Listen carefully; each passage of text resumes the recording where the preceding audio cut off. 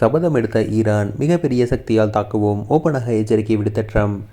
ஈரானில் உச்ச தலைவர் அயதொல்லா அலி கொமேனி தலைமையிலான ஆட்சியில் அணுகுண்டுகள் தயாரிக்க முயற்சி நடப்பதாக அமெரிக்க, ஐரோப்பிய நாடுகள் தொடர்ந்து குற்றம் சாட்டி வருகின்றன.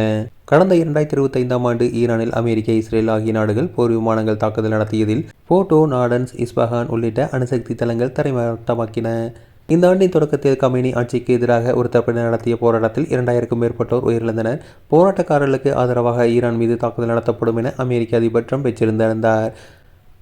மத்திய கிழக்கில் அமெரிக்க போர்க்கப்பல்கள், போர் விமானங்கள் குவிக்கப்பட்டன. இதன் தொடர்ச்சியாக ஈரான் அணு ஆயுத திட்டத்தை கைவிட மறுப்பதாக கூறி இஸ்ரேலுடன் இணைந்து அமெரிக்கா இப்போது அந்த நாட்டின் மீது தீவிர தாக்குதலை நடத்தி வருகிறது. இந்த தாக்குதலில் உச்ச தலைவர் அயதொல்லா அலி கொமேனி உயிரிழந்ததாக அந்த நாட்டு ஊடகங்கள் உறுதிப்படுத்தியுள்ளது.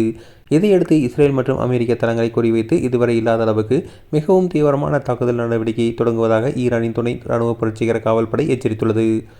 இந்த நிலையில் ஆபரேஷன் எபிக்யூரி நடவடிக்கைக்கு எதிராக ஈரான் தாக்குதல் நடத்தினால் இதுவரை இல்லாத சக்தியை கொண்டு அவர்களை தாக்குவேன் என ட்ரம்ப் எச்சரிக்கை விடுத்துள்ளார்.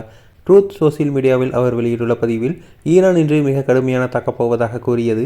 முன்பு எப்போதும் இல்லாத அளவுக்கு கடுமையாக அவர்கள் அதை செய்யாமல் இருப்பது நல்லது. ஏனென்றால் அவர்கள் அவ்வாறு செய்தால் அதற்கு முன்பு கண்டிராத ஒரு சக்தியால் நாங்கள் அவர்களை தாக்குவோம் என குறிப்பிட்டுள்ளார்.